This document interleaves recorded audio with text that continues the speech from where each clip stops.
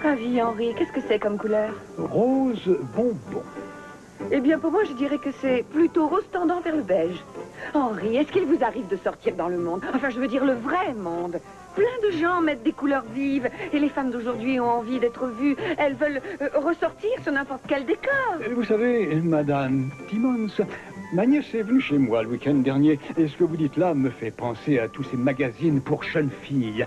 J'en ai feuilleté un par curiosité et j'ai vu que je pouvais gagner une soirée avec un jeune homme du nom de Johnny Depp ou alors gagner des fringues fluo pour aller en boîte. Alors je n'ai pas fait le concours. Johnny Depp. Je vous demande pardon? Le jeune homme, c'est Johnny Depp. Non, mais est-ce que vous vous rendez compte que votre nièce choisira elle-même ses vêtements d'ici 1 an ou 2? Eh bien, à mon avis, la maison Armonti n'a rien à lui offrir. Elle ne va pas s'habiller en noir, quand même. Henri, comment allez-vous? Contente de vous voir. Oh, mon Dieu, mais c'est magnifique. Oh, j'adore, vraiment. C'est vrai, ce sont de très beaux dessins, mais il n'y a pas l'ombre d'une innovation, bien au contraire. Je ne veux pas tout révolutionner, non, je veux qu'on tape un peu plus dans l'œil des gens, c'est tout. Vous allez tellement leur taper dans l'œil qu'ils vont devenir aveugles. Soyez plus coopératif, Henri, c'est pas trop vous demander.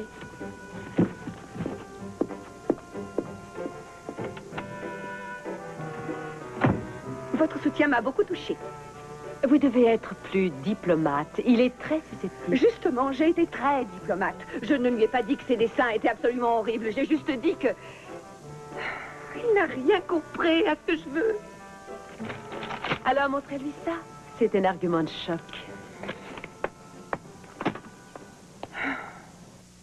Oui, oui, tout à fait, Henri. Je reconnais que parfois, je ne suis pas très diplomate. Oh, non, moi aussi, je subis beaucoup de pression, Henri. Non, j'ai le plus grand respect pour ce que vous faites. Oui, vous êtes un artiste extraordinaire et...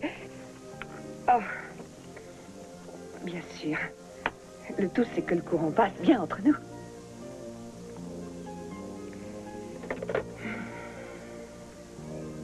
Alors, qu'est-ce que vous avez à redire?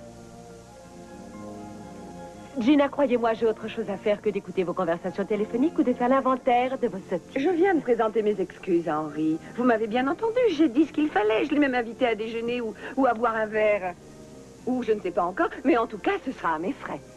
Oh, non seulement elle a du tact, mais elle devient généreuse. J'ai envie de l'emmener dîner au bar de la plage. C'est l'endroit idéal pour voir ce que les jeunes aiment porter. Le bar de la plage. Vous allez inviter Henri au bar de la plage. N'oubliez pas de lui dire de mettre un petit bermuda à fleurs. Je ne vois pas ce qu'il y a de mal à dîner à la belle franquette. Oh, qu'est-ce que vous avez à rire comme ça? Qu'est-ce qu'il y a de si drôle? Non, non, c'est une bonne idée, le bar de la plage. Une très bonne idée. Emmenez-le dîner là-bas. Qu'est-ce qu'il y a? Il y a une force mystérieuse entre les gens comme vous et Henry Haworth.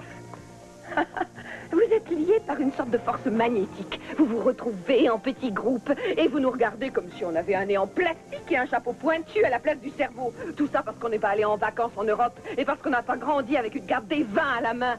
Ce n'est pas parce que je n'ai pas été élevée par une nourrice qui venait du New Jersey que je suis une demeurée. À mon avis, Henri n'a jamais eu aucune nourrice.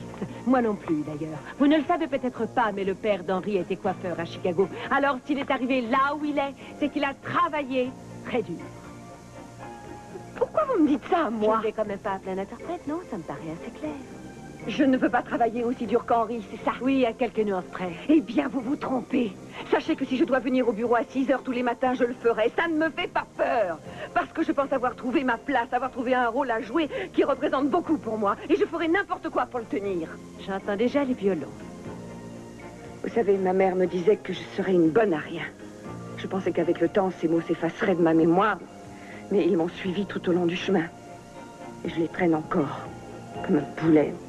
Mais lorsque je franchis les portes de ce bureau, pour une raison que j'ignore complètement, je me dis que ce travail est fait pour moi et que je dois tout faire pour réussir. Brandon doit avoir faim. Il faut que je l'appelle pour lui dire que je rentre et qu'il ne s'inquiète pas.